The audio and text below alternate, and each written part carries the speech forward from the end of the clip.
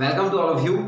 आज हम लोग डिस्कस करने वाले हैं अक्टूबर 2019 फर्स्ट ईयर की जो एग्जाम हुई थी एमएस यूनिवर्सिटी में उसके बारे में। टोटल 30 एमसीक्यू थे, तो वन बाय वन डिफर करते हैं। First, ABC and company has a 10% investment with the private bank of ₹1 lakh as on 1st April 2018. During the year, interest received on this investment ₹8,000. What amount of interest to be credited to profit and loss account for the year ended 31st March 2019? चलो, हमारे पास से investment कितने रुपए के है? 1 lakh. Rate of interest क्या बोला है? 10%। तो 1 लाख इंटू 10%, 10,000।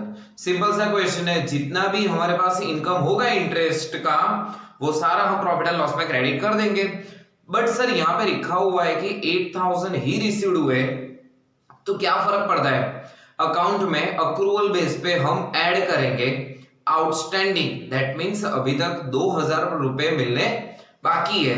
तो हमारे लिए टोटल इंटरेस्ट क्या होगा प्रॉफिट एंड लॉस में क्रेडिट साइड पे? 10,000। तो A is the right answer, 10,000. Second, opening balance of capital of Mr. A 10,000. During the year, he received interest on capital 1,000. There is a drawing 2,500. Interest on drawing is 250. His share in a profit 4,000. What would be the amount of closing capital? चलो, first of all हमारे पास opening capital हमको provide की है, opening capital 10,000। Then after बोला गया है interest on capital, तो interest on capital capital में ऐड हो जाएगा interest on capital 1,000। There is a drawing 2,500। अगर पार्टनर पर्सनल यूज के लिए पैसे विड्रॉ कर रहा है तो उसको हम ड्राइंग बोल देंगे, तो कैपिटल रिड्यूस हो जाएगी, तो लेस करते हैं ड्राइंग 2,500। उसके ऊपर जो इंटरेस्ट लगा होगा वो भी माइनस कर देंगे, इंटरेस्ट ऑन ड्राइंग 250। और at the end of the year he has a profit 4,000 profit है, तो प्रॉफिट से उससे कैपिटल इंक्रीज हो जाएगी, तो ऐड करते हैं प्रॉफिट 4,000। तो जो बचेगा वो आपका आंसर होगा क्लोजिंग कैपिटल। चलो मैं कैलकुलेट कर देता हूं आपके लिए। कितना कैलकुलेट करते हैं? First of all 10,000, then after add 1,000 interest on capital, less 2,500 drawing, less 250 interest on drawing and plus profit 4,000। तो आंसर हमारे पास हो रहा है 12,250। 12,250। तो जहां पे ये ऑप्शन दिखे वही हमारा करेक्ट आंसर, तो B is the right answer, 12,250। Value of fixed asset as on 1st April 2018 इज 20,000 which was purchased for 30,000 purchase value and same asset is sold 35,000 on 1st April 2018. How much profit of to be credited to profit and loss account? तो चलो ये question ध्यान से समझना, थोड़ा difficult है, concept के बेस के ऊपर जाएगा। जब हमने पर्टिकुलर कोई असेट परचेज की है तो असेट की कॉस्ट कितनी है? 30,000। तो ये हमारे लिए हो गई कॉस्ट प्राइस। अभी प्रेजेंटली बुक वैल्यू हमको क्या प्रोवाइड की है? प्रेजेंट वैल्यू, बुक वैल्यू 20,000 और हम इसको सोल्ड कर रहे हैं 35,000। तो सर यहाँ पे ऑब्वियसली अपने को प्रॉफिट कितना हो रहा है? 15,000। बट एज पर रूल अगर हमारी सेलिंग प्राइस हमारे कॉस्ट प्राइस से ज्यादा है, कॉस्ट प्राइस से हमारी सेलिंग प्राइस ज्यादा है, कितनी ज्यादा है? 5,000, तो वो तो होगा कैपिटल प्रॉफिट। तो कैपिटल प्रॉफिट जो होगा वो तो लिखा जाएगा बैलेंस शीट में। तो हमारे पास प्रॉफिट एंड लॉस में शो करने के लिए कितना प्रॉफिट रहेगा? 15,000 में से 5,000 जाएगा कैपिटल प्रॉफिट और बचेगा 10,000 रेवेन्यू प्रॉफिट। तो revenue profit he profit and loss account में क्रेडिट होगा, तो हमारा आंसर होगा 10,000। तो E is the correct answer. Fourth one, a firm has paid insurance premium 12,000 insurance premium payment क्या हुआ है for the year 18-19, out of which 3,000 is related to the next year 19-20. What amount of insurance premium to be debited to profit and loss account for the year 2018-19? Simple है बच्चों, 2018-19 में payment कितना किया गया है 12,000, बट उसमें से 3,000 2019-20 के है। दैट मीन्स प्रीपेड, हमने बहुत पहले से पेमेंट किया गया है, तो दैट मीन्स उसको हम माइनस कर देंगे। तो 12,000 माइनस 3,000, तो हमारे पास बैलेंस रहेगा 9,000, वही हमारा करंट ईयर का एक्सपेंस गिना जाएगा। तो 9,000 is the right answer.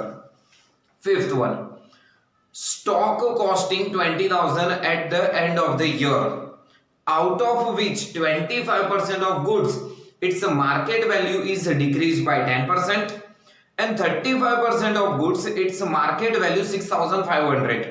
Calculate the value of closing stock. चलो टोटल हमारे पास वैल्यू बोला गया है, टोटल जो बुक वैल्यू है वो हमारे पास है 20,000। नेक्स्ट बोला गया है out of which 25% of goods, चलो इसमें से 25% ऑफ गुड्स में साइड में निकाल लो, 20,000 के 25%, that means 5,000, its market value decrease by 10%, तो माइनस 10%, दैट मीन 500, तो हमारे पास मार्केट वैल्यू रहेगी 4,500। 35% of goods, 35% of goods That means 7,000, वहां पे क्या बोला है, उसकी डायरेक्टली हमको मार्केट वैल्यू प्रोवाइड की है 6,500, तो माइनस है उसकी भी 500 वैल्यू, बट अभी बैलेंस रहा है हमारे पास 25% एंड 35%, टोटल 60% हुआ, तो 40% अभी भी बैलेंस है। तो 20,000 के 40% देखने जाए तो 8,000 बैलेंस रहेगा। अब कंसीडर करो, रूल बोलता है कॉन्सेप्ट ऑफ कंजर्विज्म, बुक वैल्यू और market value which ever is lower वही प्राइस हमको कंसीडर करनी है। तो 5,000 या 4,500 तो 4,500, 7,000 या 6,500 तो 6,500, जो प्राइस कम है वही हमको कंसीडर करनी है, और वहां पे यहाँ पे तो 8,000 पूरी प्राइस कवर करेंगे। तो इसका टोटल अगर हम करने जाए तो टोटल हमको मिलेगा 19,000. Therefore, C is the correct answer, 19,000. Sixth one. In the absence of partnership deed, interest to be paid on drawing by the partners to the firm. Interest on drawing कितने प्रतिशत calculate करेंगे? अगर partnership deed नहीं बना है तो obviously 0। Interest on capital, interest on drawing, ना salary ना बोनस, कुछ दिया नहीं जाता अगर पार्टनरशिप डीड नहीं बनाया है तो आंसर होगा none of this. Seventh one, employed mister Neeraj at a salary of ₹40,000, this is, Neeraj करके एक बंदे को हमने काम पे रखा जिसकी सैलरी हमने 40,000 डिसाइड की, सिर्फ काम पे रखा, दैट मींस ये हमारे लिए ट्रांजैक्शन नहीं है, इवेंट होगी, तो event A is the correct answer, and event. Which of the following is the example of a personal account? First one, machinery, no. Real account. Rent, nominal account consider करेंगे. Cash, वो भी real account में जाएगा. Creditors, yes, this is a personal account. तो D is the correct answer. Ninth one, match of the following, left side पे बोला है real account, personal account, nominal account. Right side के portion में rent, patent and prepaid salary. Try करते हैं match करेगा।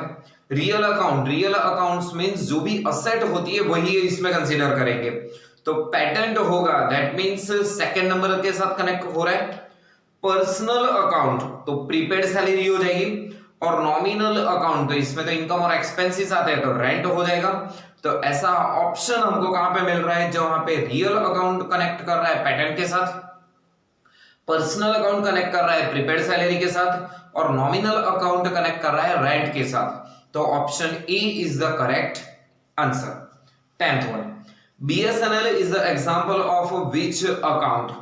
BSNL कौन सा अकाउंट रिप्रेजेंट कर रहा है? पर्सनल अकाउंट, बट एक मिनट, पर्सनल अकाउंट में भी बहुत सारे हमारे पास। रिप्रेजेंटेटिव पर्सनल अकाउंट तो नहीं, रिप्रेजेंटेटिव में सिर्फ और सिर्फ आउटस्टैंडिंग है, प्री रिसीव्ड है, वही लोग आएंगे। नेचुरल पर्सन, इसमें तो सिर्फ और सिर्फ इंसान ही आ सकते हैं। तो artificial personal account is the correct answer, जिसको एज पर लॉ नाम दिया जाता है, कायदे के हिसाब से नाम दिया जाता है उसको, तो उसको हम बोलते हैं आर्टिफिशियल पर्सनल अकाउंट। तो C is the correct answer.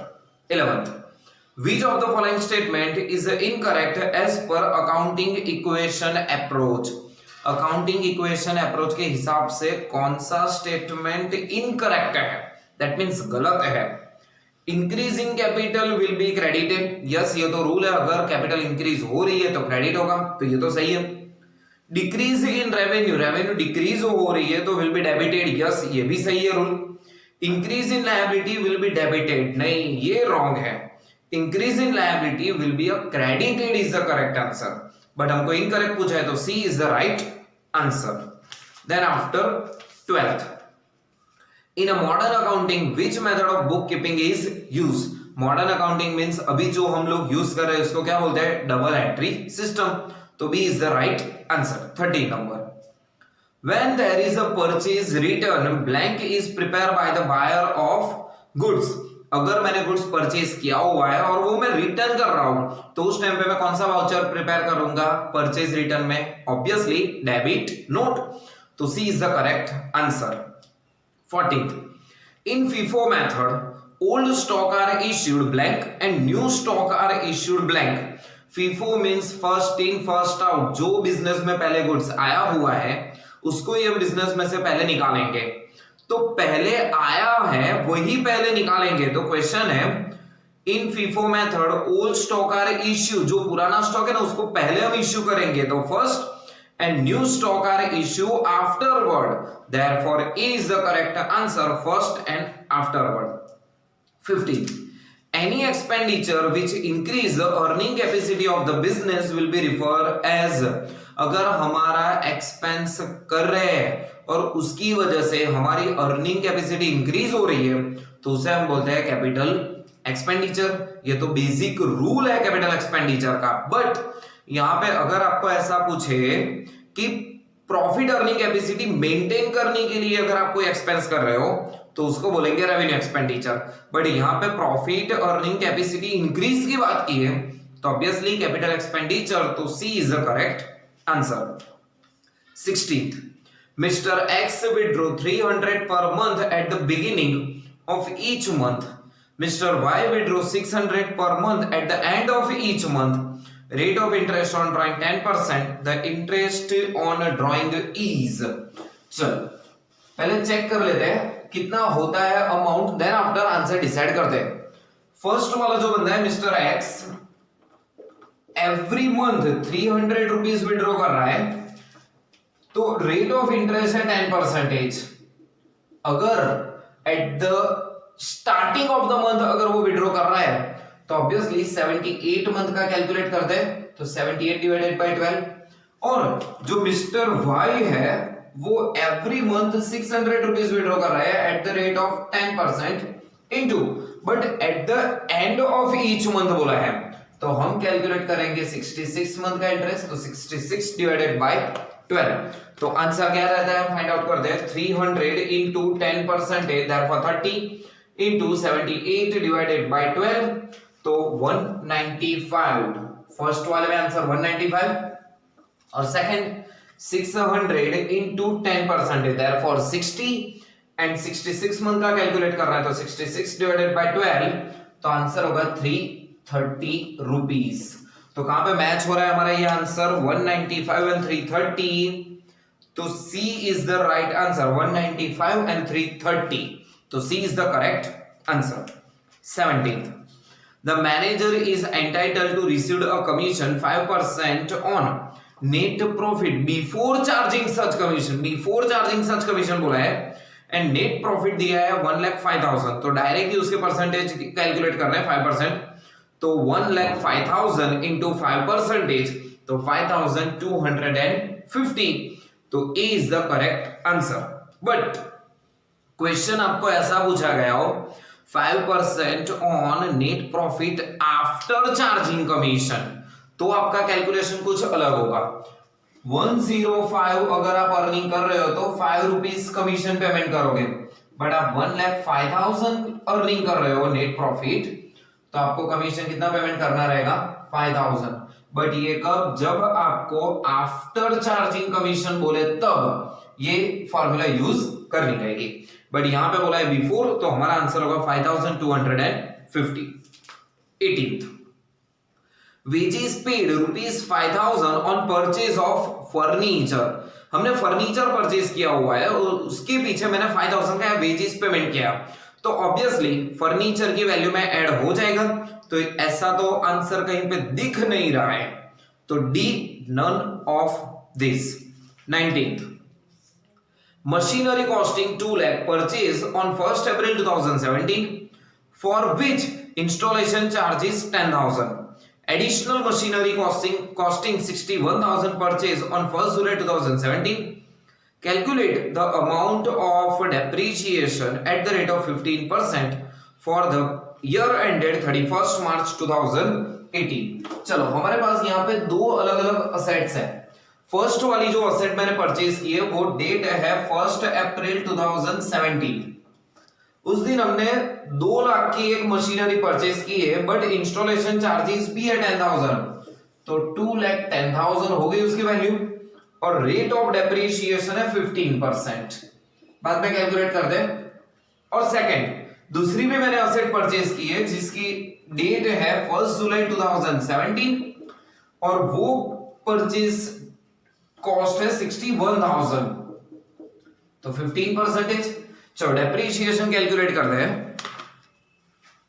2,10,000 into 15%, तो 31,500, और 61,000 इंटू 15%, तो 9,150। सर टोटल कर दो आंसर। रुको बच्चों, ये फर्स्ट डेट को परचेस किया है तो पूरे साल का कैलकुलेट होगा, बट ये 1 जुलाई को परचेस किया हुआ है, तो जुलाई, अगस्त, सितंबर, अक्टूबर, नवंबर, दिसंबर, जनवरी, फरवरी, मार्च, सिर्फ और सिर्फ 9 मंथ ही हमने यूज किया हुआ है, तो इंटू 9 डिवाइडेड बाय 12, तो इंटू 9 डिवाइडेड बाय 12, तो 6862.5, तो हमारे पास इन दोनों का टोटल होगा, वो हमारे पास फाइनल आंसर 38,362.5। कहां पे आंसर मिल रहा है? ए, बी, सी, अरे कहीं पे नहीं मिल रहा, तो D, none of this is the correct answer. 20, cost of material consume is the result of. Cost of material कैसे फाइंड आउट करते हैं? Opening stock plus sales, sales के साथ तो कोई लेना देना नहीं है, चलो जाने दो, वो तो रॉन्ग आंसर है। ओपनिंग स्टॉक प्लस परचेज सही है, परचेज एक्सपेंस वो भी सही है, less closing stock, yes, B is the correct answer. 21, choose appropriate option from the following which suit the most in the absence of partnership deed। अगर business में partnership deed नहीं बनाया है तो कौन सा ऑप्शन सही रहेगा? First one, 12% interest will be paid on loan given by partner. नहीं, अगर पार्टनरशिप डीड नहीं बनाया और पार्टनर बिजनेस को लोन प्रोवाइड कर रहा है तो 6% कैलकुलेट करते हैं, ये तो फॉल्स है। Salary and commission would be given, नहीं, सैलरी और कमीशन भी नहीं दिया जाएगा। Interest on capital at the rate 6%, नहीं, इंटरेस्ट ऑन कैपिटल भी कैलकुलेट नहीं होता है। No salary, commission, interest on capital would be given to partner, yes. अगर पार्टनरशिप डीड नहीं है तो ना तो सैलरी, ना कमीशन, ना इंटरेस्ट ऑन कैपिटल, कुछ भी प्रोवाइड नहीं किया जाता, तो D is the correct answer. 22, under which convention of accounting the contingent liability are shown, underline कर लो, shown as a footnote or explanatory note in the balance sheet of the firm। कौन से convention के हिसाब से आपको जो भी contingent liability है वो दिखानी पड़ती है? जब दिखाने की बात आती है तो ऑब्वियसली एज पर डिस्क्लोजर, तो हमारा आंसर होगा A, convention of full disclosure. 23, instead of preparing separate accounts for an item like pen, eraser, rough writing pad, pencil and other stationery item, they all grouped under one stationery expense account based on black concept।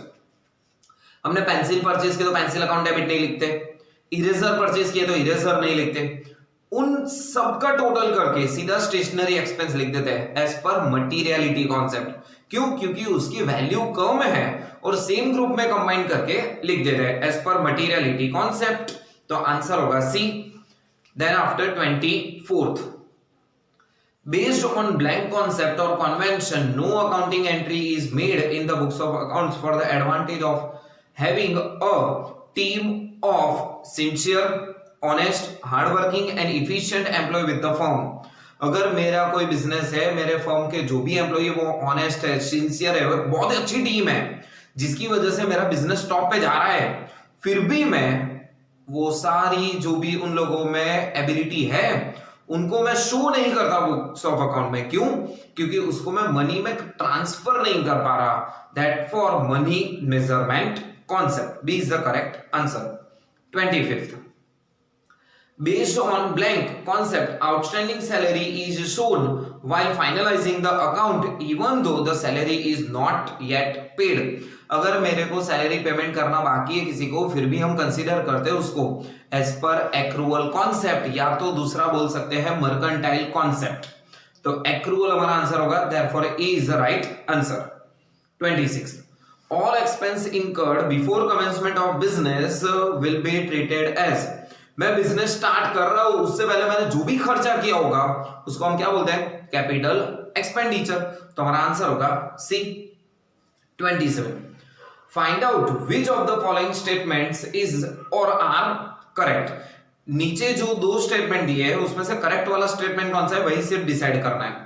Under cash basis of accounting, there may be a prepaid outstanding expense and accrued unrealized income in the balance sheet। Wrong। Cash basis पे सिर्फ और सिर्फ जब cash inflow और outflow होता है तभी entry की जाती है, तो ये तो स्टेटमेंट रॉन्ग है। Under accrual basis of accounting, there is no prepaid and outstanding expense, accrued or unrealized income in the balance sheet। ये भी रॉन्ग है क्योंकि accrual basis पे तो एंट्री दी जाती है। तो यहाँ पे दोनों को इन्वर्स करके पूछा है तो दोनों हमारे लिए रॉन्ग होंगे। तो D, both the statement are incorrect. 28, match the following correctly and choose the correct option given after table. Left side पे पोर्शन है drawback of accounting, that means limitation of accounting, advantage accounting, single entry system, double entry system. Right side पे option है contribution of Luca Pacioli, ignore time value of money, incomplete records and facilitate the preparation of financial statement। Try कर दे दोनों को match करेगा। Drawback of accounting, accounting की limitations क्या है? क्या ल्यूका पैसियोली? नहीं, उसने तो शुरुआत की थी डबल एंट्री सिस्टम के बारे में, तो हमारा डी तो कनेक्ट हो गया ल्यूका पैसियोली के साथ। Ignore the time value of money, yes, जब जब समय आगे बढ़ता जाता है वैसे वैसे मनी की वैल्यू डाउन होती है, वो बुक्स ऑफ अकाउंट में रिकॉर्ड नहीं कर पाते, तो ड्रॉबैक है। तो ए का ऑप्शन कनेक्ट हो रहा है सेकंड के साथ। एडवांटेज ऑफ अकाउंटिंग क्या है? Facilities for preparation of financial statement. अगर मैं बुक्स ऑफ अकाउंट मेंटेन कर रहा हूं तो प्रॉपर्ली मैं फाइनेंशियल स्टेटमेंट बना सकता हूं, तो वो उसके साथ मैच हो जाएगा। सिंगल एंट्री उसको दूसरे नाम से ही बोलते हैं इनकम्प्लीट रिकॉर्ड्स, और डबल एंट्री ल्यूका पैसियोली। तो कहां पे मैच हो रहा है हमारे पास? D is the correct answer. 29th, suspense account can be classified into. Suspense account कहां पे क्लासिफाइड किया जाता है? तो ऑब्वियसली हमारे पास रियल अकाउंट ऑप्शन है, तो रियल अकाउंट। बट अगर रियल अकाउंट है, नॉमिनल अकाउंट है, पर्सनल अकाउंट है और एनी ऑफ दिस, तो देखने जाए तो basically real account all of this possibility है। सस्पेंस अकाउंट कब यूज होता है? जब मेरा ट्रायल बैलेंस इक्वल नहीं आ रहा, तो टेम्पररी मेजर पे जो मैं अकाउंट क्रिएट करता हूं उसको मैं बोल दूंगा सस्पेंस अकाउंट। तो वो तो कोई भी रीजन से हो सकता है, तो कोई भी पॉसिबल है। बट अगर आपको रियल अकाउंट दिया गया है ऑप्शन, तो A is the correct answer. 30, which of the following statement is incorrect. नीचे दिए गए स्टेटमेंट में से कौन सा इनकरेक्ट है? Accounting is the language of business, yes, accounting is the language of business and accounting standard is the grammar of business. तो ये तो सही है। Scope of accounting include budgetary control. Scope of accounting में budgetary control include होता है, yes. All transaction can be event. जो भी ट्रांजैक्शन है वो सारी इवेंट तो है, but event can be transaction, but जो सारी इवेंट है उसको ट्रांजैक्शन नहीं बोल सकते, yes. D provision of depreciation account can be classified into any account. Wrong. इसके लिए भी पर्टिकुलर अकाउंट है, तो D is the correct answer, क्योंकि ये स्टेटमेंट रॉन्ग है हमारे लिए।